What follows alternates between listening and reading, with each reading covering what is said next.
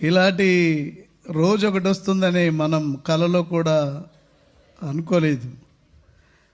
అనుకోని దినాలను ఫేస్ చేయడమే జీవితం.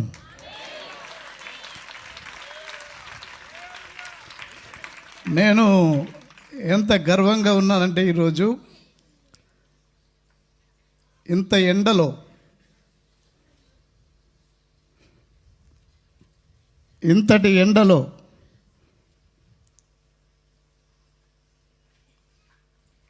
ఆరాధించడానికి కూర్చున్నారే,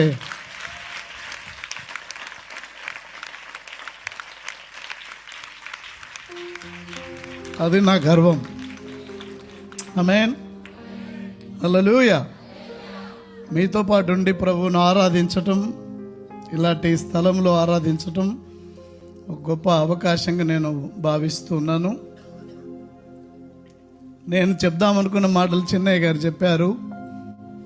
ఎందుకంటే చిన్నయ్య గారిలో,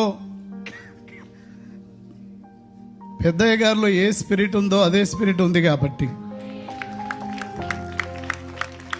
విశ్వాసం కాలిపోలేదు, దర్శనం కాలిపోలేదు, నిరీక్షణ కాలిపోలేదు. పునర్నిర్మాణము చేసే శక్తి కలిగిన దేవుణ్ణి మనము కలిగి ఉన్నాం.